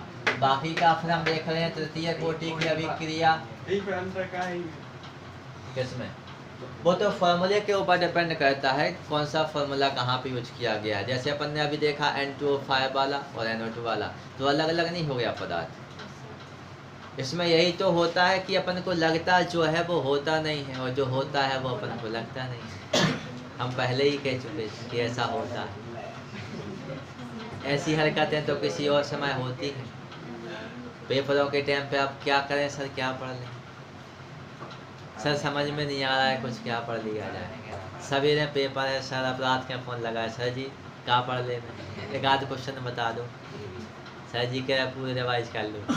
आप एक ही तो याद नहीं हो रहा, तो उनने पहले करे पूरे रिवाइज कर लो। तो यहाँ पे आपको देखना पड़ेगा कि कंडीशन क्या लग रही है।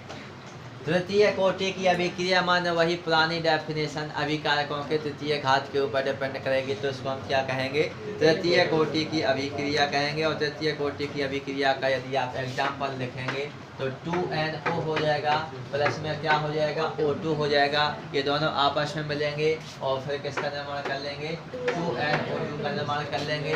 दर लगाएंगे, दर बराबर क्या हो जाएगा के, पहले आप लिखेंगे NO की पावर 2 और यहाँ पे क्या हो जाएगा O2 की पावर क्या हो जाएगा 1। टोटल यदि आप N का मान देखेंगे तो 2 और 1 कितना हो जाएगा 3, यानी अभिक्रिया की कोटि कितनी हो गई 3, तृतीय कोटि की अभिक्रिया।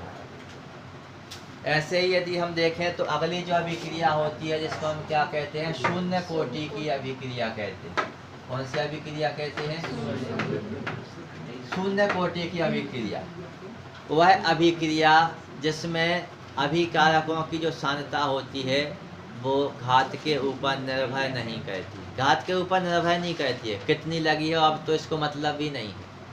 घात के ऊपर निर्भर नहीं करती है तो उसको हम क्या कहते हैं? शून्य कोटि की अभिक्रिया। अब जो अभिक्रिया होगी वो अपन को लगेगी कि शून्य कोटि की नहीं है, लेकिन है। कैसे? ऐसे N2 प्लस 3H2 उत्क्रमणीय क्रिया का चिन्ह 2NH3। यह आपने समीकरण पढ़ा है। इस समीकरण को हमें इसमें उल्टा करके देखना होता है। तो यदि हम इसको देखेंगे, उल्टा करके देखेंगे, यानी जो अमोनिया होती है 2NH3 ये आपकी कन्वर्ट किस में हो जाएगी? N2 प्लस के 3H2 में। अब आपको दो दिखाई दे रहे हैं आगे। अब लग रहा है हमें कि अभिक्रिया द्वितीय कोटि की है, लेकिन अभिक्रिया द्वितीय कोटि की काय को है? अभिक्रिया तो है सर R बराबर के कोष्टक में लिख दो NH3 की पावर 0, माने n का मान कितना है? 0। अभिक्रिया की कोटि कितनी है? शून्य कोटि। लेकिन यहाँ लग रहा है हमें द्वितीय कोटि। तो वही लग रहा है, वो है नहीं, और जो है वो लग नहीं रहा। वो आपको अभिक्रिया, इसका अमोनिया का मान शून्य होता है।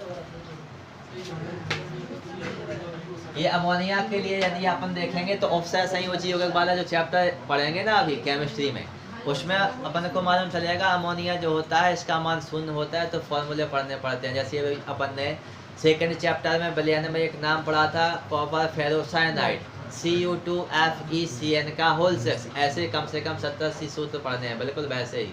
वहाँ पे आपको मजा आएगा, समझ में आएगा थोड़ा सा।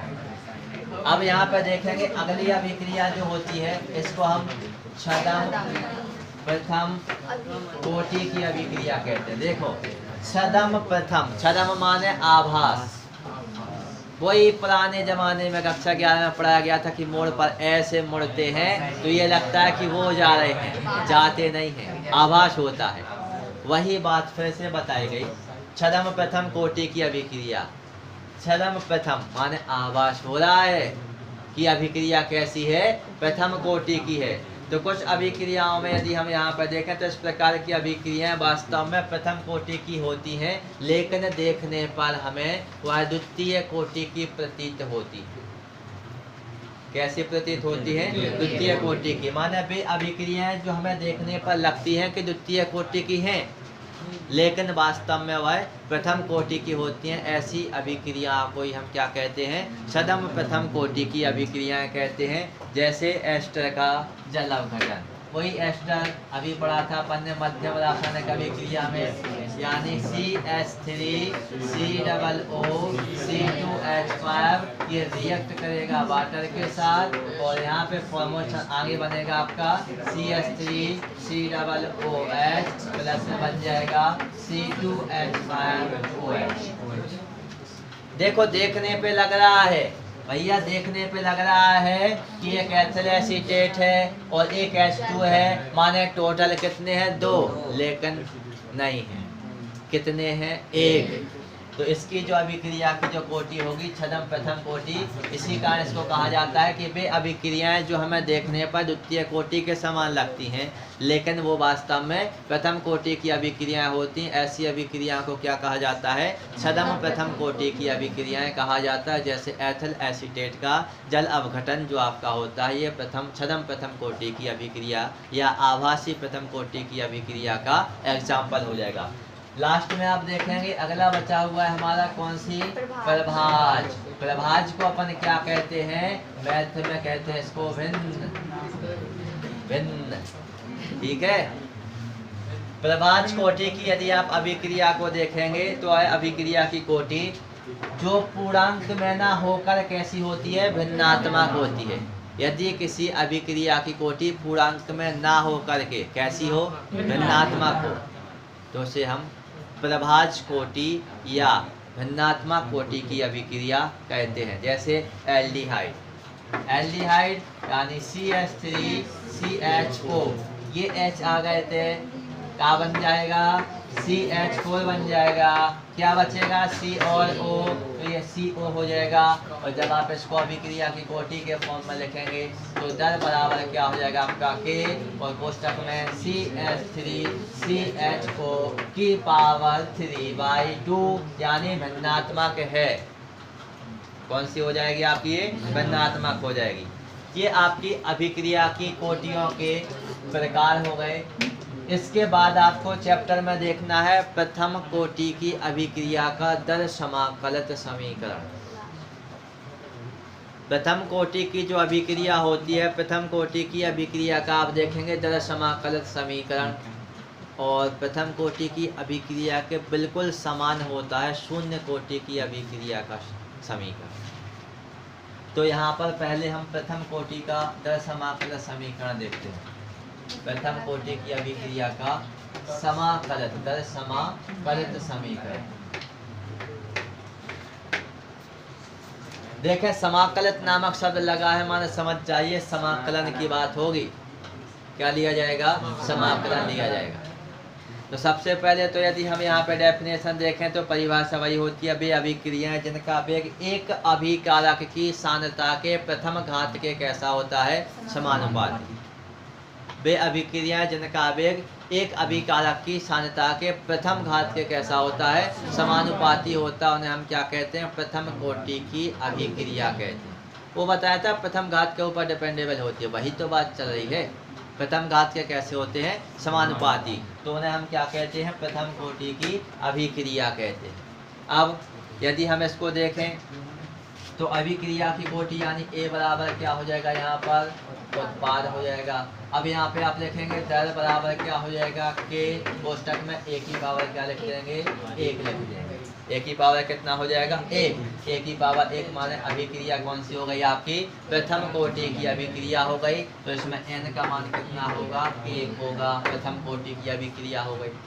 अब व्यंजक देखना है। तो जो सो रहे थे वो जाग जाए, अभी जो सो रहे थे अब वो जाग जाए, क्योंकि अभी भाषा थी वो हमें पता है, आप लोग रट लेंगे। तो यहाँ पे एक माइनस का प्लस हो गया तो बस काम हो जाता है। माना कैपिटल ए भाई साहब हैं, इनकी प्रारंभिक सांद्रता, माना कैपिटल ए की प्रारंभिक सांद्रता यदि हम देखें, प्रारंभिक सांद्रता इसकी कितनी थी, 1 मोल प्रति लीटर। कैपिटल ए जो है इसकी सांद्रता कितनी है, स्मॉल a मोल प्रति लीटर। कब है, प्रारंभ में है, कंडीशन लगी है, प्रारंभिक सांद्रता है ये। माना कैपिटल ए की प्रारंभिक सांद्रता कितनी है, a मोल लीटर है। कितनी हो जाएगी, a मोल लीटर। अब तनक समय लगोगे, t समय पश्चात जो a था ये किस में परिवर्तित हो जाता है, x मोल उत्पाद में परिवर्तित हो जाता है। किसमें परिवर्तित हो जाता है, x मोल उत्पाद में परिवर्तित हो जाता है। तो जैसे ही परिवर्तित हो जाता है तो t समय के पश्चात a की जो सांद्रता होती है ये कितनी रह जाती है, a माइनस x मोल प्रति लीटर रह जाती है। भाषा समझ में आई। कोई A पदार्थ है, अभिकारक A है, जिसकी प्रारंभिक सांद्रता स्मॉल a मोल प्रति लीटर है। अब t समय पश्चात जो कैपिटल A था ये स्मॉल x उत्पाद में परिवर्तित हो गया, यानी क्रिया हो गई। तो फिर कैपिटल A की सांद्रता t समय पश्चात कितनी बचती है, स्मॉल a माइनस x मोल प्रति लीटर बचती है। बच गई, रह गई। अब इस पर हमें क्या लगाना है, द्रव्य अनुपाती क्रिया का नियम। कौन सा नियम लगा देंगे, द्रव्य अनुपाती क्रिया का नियम। कक्षा 11 के अध्याय 7 में केमिस्ट्री में है, द्रव्य अनुपाती क्रिया का नियम। अब द्रव्य अनुपाती क्रिया का नियम यदि आप लगाएंगे तो यहाँ पे आप लिखेंगे अभिक्रिया की दर। अभिक्रिया की दर समानुपाती क्या हो जाएगा, a माइनस x। अभिक्रिया की जो दर होती है ये अभिकारकों के सांद्रण के समानुपाती होती है। वही बात तो चल रही है, यानी अभिक्रिया की दर समानुपाती क्या हो गया, a माइनस x। अब अभिक्रिया की दर को लिखो भैया। दर कह रही है कि हम है dx अपॉन dt और समानुपाती क्या है, a माइनस x। कितना आया, ये किसके लिए लिखा है, दर के लिए। और आगे चलें, अब हमें क्या हटाना है, समानुपाती का चिन्ह। तो क्या हो जाएगा, dx अपॉन क्या हो जाएगा, dt बराबर में k कोष्टक में a माइनस का क्या होगा, x। समीकरण नंबर 21 हो गया, समीकरण नंबर 1। इसके पश्चात यदि आप देखेंगे तो हम क्या करेंगे, अब हम इस समीकरण 1 को पुनः व्यवस्थित कर देंगे। क्या कर देंगे, पुनः व्यवस्थित। यह समीकरण प्रथम कोटि का अवकलित समीकरण है। dx अपॉन dt माने अवकलन, dx अपॉन dt माने अवकलन। तो ये अवकलित समीकरण हो जाएगा। इसको हम पुनः व्यवस्थित करेंगे। कैसे करेंगे, dx a माइनस एक्स को उठा कर लेते आओ, आ गए a माइनस एक्स जी आ गए, बराबर में यहाँ क्या था k, और ये पहुँच गया dt। तो क्या हो गया, k इंटू dt हो गया। ये हमने व्यवस्थित कर लिया। अब हमें क्या करना है, इसका समाकलन लेना है। समाकलन ले लें, देखो ये समाकल का चिन्ह, ये समाकल का चिन्ह, 1/a minus x into D x, इसको पढ़ सकते हैं। 1/a minus x into D x, इसको पढ़ सकते हैं। इसका समाकलन होता है भैया minus log e a minus x. ये क्या हो जाएगा, इस पूरे बायोलॉजी वाले इस पूरे का क्या हो जाएगा, समाकलन minus log e a minus का x। इसके पश्चात आप यहाँ पे लेंगे तो यहाँ पे हो जाएगा kt प्लस में क्या हो जाएगा, c हो जाएगा। जिसने कक्षा 11 में सूत्र नहीं पढ़े समाकलन के, उसको थोड़ी सी जानकारी। समाकलन दो प्रकार के होते हैं, निश्चित समाकलन और अनिश्चित समाकलन। यदि सीमाएं होती हैं तो निश्चित, और यदि नहीं होती हैं तो अनिश्चित। अनिश्चित ये है, अनिश्चित समाकलन में स्थिरांक लगा दिया जाता है। ये आ गया k इंटू डी टी का समाकलन क्या हो गया, के टी प्लस सी, जहाँ पर c एक स्थिरांक या नियतांक है, जिसे समाकलन स्थिरांक या समाकलन नियतांक कहा जाता है। इसको डाल लो अपन समीकरण नंबर 2। कितना, 2 हो गया। अब यहाँ पे फिर से कंडीशन लागू होगी, क्रिया भी प्रारंभ हुई। क्रिया प्रारंभ हुई तो जैसे ही क्रिया प्रारंभ हुई तो अभी समय तो लगा ही नहीं है, प्रारंभ हुई माने 0। और जब प्रारंभ हुई समय नहीं है, समय 0 है, तो भैया a मोल x में तो उत्पाद परिवर्तित होगा नहीं, तो x बराबर भी क्या रहेगा, 0। बाद में बदल रहा था वो, तो t समय पश्चात बदल रहा था, तो अभी तो t है ही नहीं, तो फिर x बराबर क्या होगा, 0। ये दोनों मान कहाँ रख देंगे अपन, समीकरण नंबर 2 में। समीकरण 2 में चलो रख देते, माइनस लॉग का क्या हो जाएगा, माइनस लॉग बेस के रूप में e, और ये है आपका a माइनस भैया x की जगह 0 बराबर k गुणे t की जगह 0 प्लस c। दिखा रहा हो, नहीं दिखा रहा हो तो लो देख लो। अब देखा, अब देखो यहाँ पे क्या बचेगा, माइनस लॉग e, और यहाँ पे बचेगा a बराबर का चिन्ह, ये हो गया 0, क्या बचा केवल c। अब लिखो यह है मान समीकरण 2 में रखने पर, किसका मान, c का मान। समीकरण 2 कहाँ है, समीकरण 2 यहाँ है। समीकरण 2 में जहाँ c लिखा है, अगले स्टेप में माइनस लॉग e आ जाएगा, माने लिखना पड़ेगा, ऐसे ही थोड़ी आएगा। ये तो लक्ष्मण रेखा खिंच गई बीच। देखें मान क्या था अपना, मान था लॉग e a माइनस के x बराबर क्या था, kt, और प्लस में लिखा था c। अब c का क्या रख देंगे यहाँ पर, माइनस क्या हो जाएगा, लॉग e। इसके साथ आपका क्या हो गया, ये e रहेगा बेस में और ये रहेगा यहाँ। अब इसके पश्चात यदि आप देखेंगे लॉग ई ए को इस साइड लाएंगे हम, तो कैसे हो जाएंगे, प्लस में हो जाएंगे। तो इसको पहले लिखेंगे प्लस वाली संख्या लॉग ई ए, माइनस में क्या हो जाएगा, लॉग ई कोष्टक में ए माइनस के एक्स, और बराबर में ये क्या बचेगा आपका के टी बचेगा। इसके पश्चात यहाँ पे आप देखेंगे तो फॉर्मूला फिर से लगेगा आपका लघुगणक वाला, log m minus log n। तो यहाँ पे आपका बनेगा log e a बटे a माइनस a x बराबर में क्या हो जाएगा यहाँ पर kt। अब इसको kt बराबर लिख लेते, kt बराबर क्या निकाल लिया हमने, log e a बटे a माइनस a x। अब यहाँ पर देखेंगे t का क्या कह दिया जाएगा, पक्षांतर। t का क्या कह देंगे, पक्षांतर। तो k बराबर 1 बटे t यहाँ पे इंटू में यहाँ पे अपॉन में पहुंच जाएगा। यहाँ पे क्या हो जाएगा आपका log e और ये आपका हो जाएगा a बटे a माइनस का x। अब देखो, अब यहाँ पे क्या करना है, e के आधार पर कितने लेने हैं, 10। तो यहाँ पे हम लिखेंगे e के आधार पर कितने लेने पर, 10 लेने पर। 10 लेने पर यानी 10 लेंगे तो कितने का गुणा हो जाएगा, 2.303 का। तो यहाँ पे आपका k का k बराबर एक की जगह क्या लिखेंगे, 2.303 बटे t इंटू में क्या हो जाएगा यहाँ पर अब log 10। अभी e लिख रहे थे बेस के रूप में, अब क्या आ जाएगा 10 आ जाएगा। और यहाँ पे क्या रहेगा आपका a बटे a माइनस का x। ये हो जाएगा आपका प्रथम कोटि की अभिक्रिया का दर समाकलन समीकरण। ये आपका समीकरण हो जाएगा k बराबर 2.303 बटे t इंटू log 10 a बटे a माइनस के x। अगले स्टेप में हम एक फॉर्मूले को यहाँ पे यदि देखें तो उपयोग करते हैं कहीं कहीं पर, तो ये t को ले आते हैं k की जगह। तो यहाँ पे हो जाएगा आपका t बराबर 2.303 बटे में क्या हो जाएगा k, और यहाँ पे क्या बचेगा आपका log 10 a बटे a माइनस क्या हो जाएगा x। ये आपका प्रथम कोटि की अभिक्रिया का दर समाकलन समीकरण हो जाएगा।